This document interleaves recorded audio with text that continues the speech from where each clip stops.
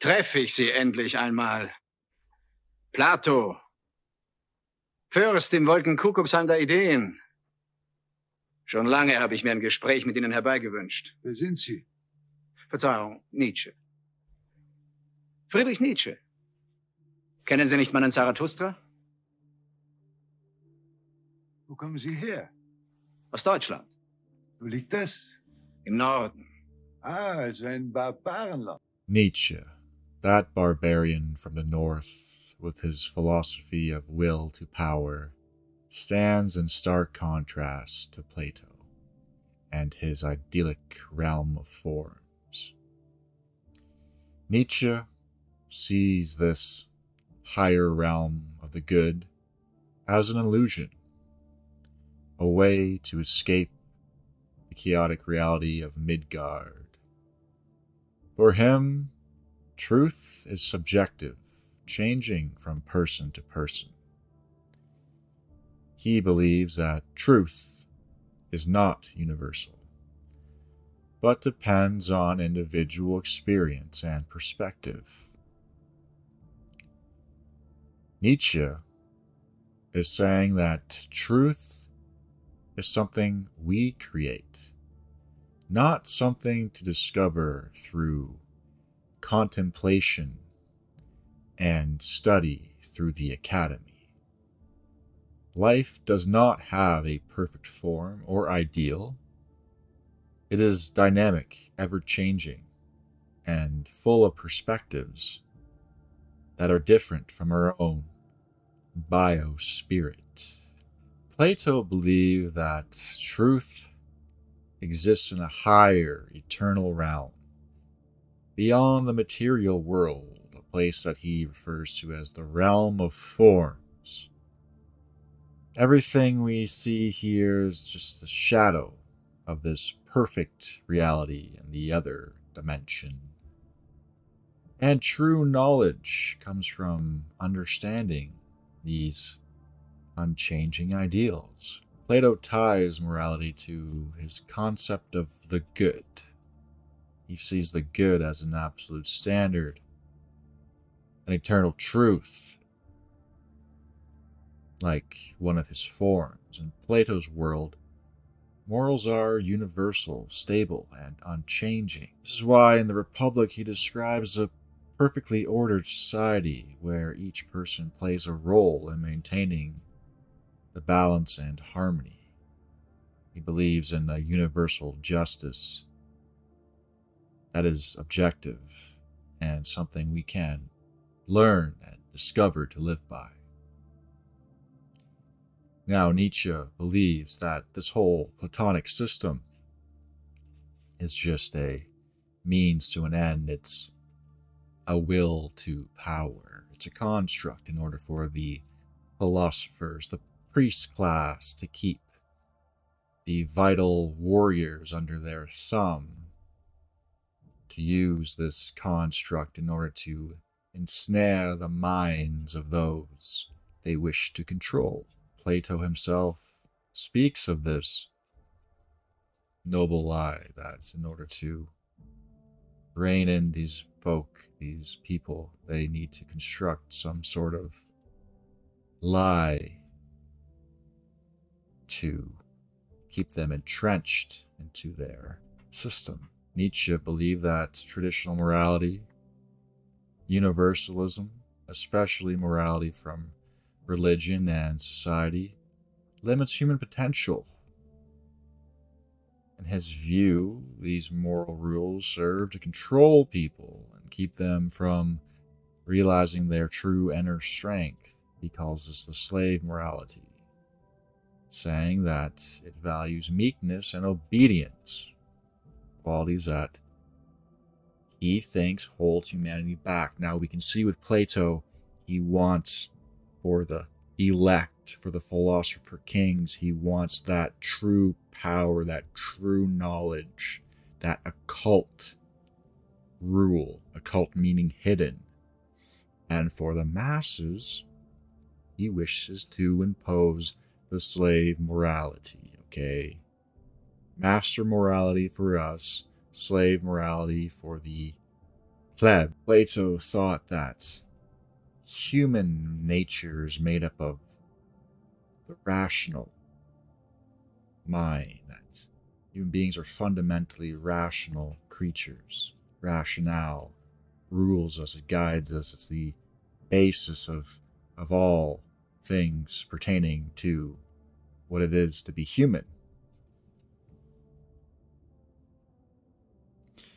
Believing that a balanced soul had reason and control guiding us towards wisdom and harmony, human potential for Plato. It's all about aligning ourselves with these eternal forms, especially the good. To cultivate virtue, virtues like wisdom, courage, temperance. Nietzsche sees humanity differently. He sees us as driven by the will to power, an instinct to grow, to create, and to dominate. Human potential isn't about achieving harmony or balance, but about self-overcoming.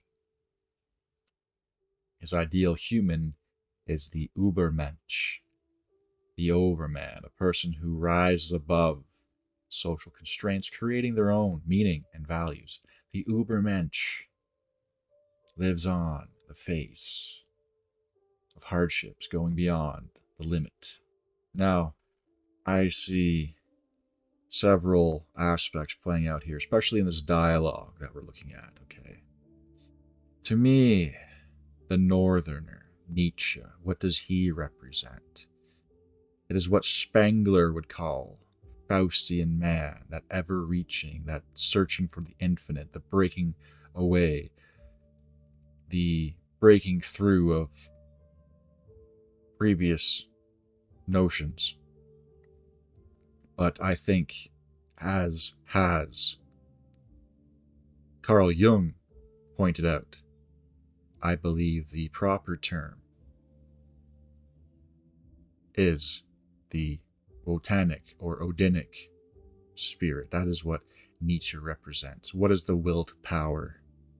But Odin plucking his eye and giving it to Mimir so that he can achieve more knowledge, so that he can become more powerful. What is his life? What a never-ceasing quest to increase his own power, to break through.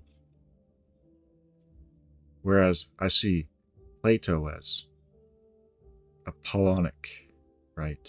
The Dionysian Apollonic dichotomy, but instead of what that would be, Carl Jung pointed out, it's Wotan and Apollo, and I see that with these two grand philosophers of European thought. But again, back to Spengler, he breaks it down. We are not the same. There is an Apollonian world of balance, of limitations, of symmetry, of order. That is what Plato represents.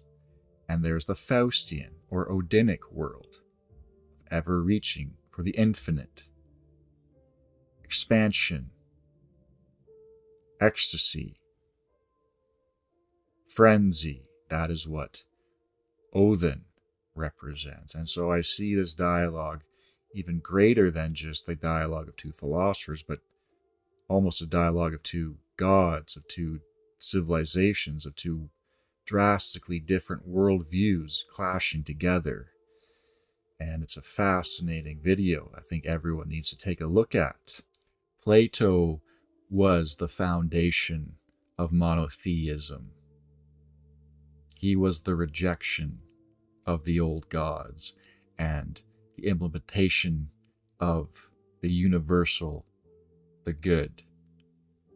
Whereas Nietzsche believed that this monotheism, this Christianity, Abrahamism, weakened the human spirit by promoting humility and meekness over strength and courage. And thus spoke Zarathustra. He even declared God is dead, a powerful way of saying that traditional monotheism beliefs no longer have authority in the modern world.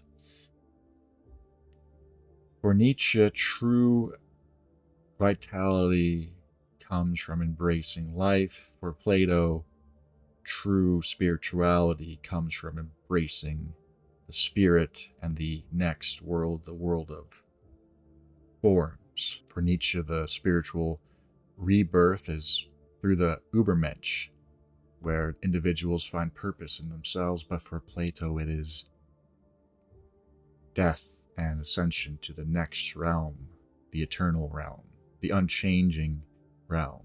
Plato envisions an ideal society in the Republic, one that's structured and harmonious. He believes that society with three classes: the rulers, aka philosopher kings, the warriors, and the producers. Each class plays its part in creating a just and balanced society. Plato sees individuals as fulfilling their potential by working in these structures. Now, of course, Plato is at the top, and the Platonic crowd, the Platonic believers, they also believe that they're going to be at the top. But Nietzsche, however, is about individual freedom. He warns against what he calls herd mentality, where society conforms, where people conform to society's expectations and suppress their own potential.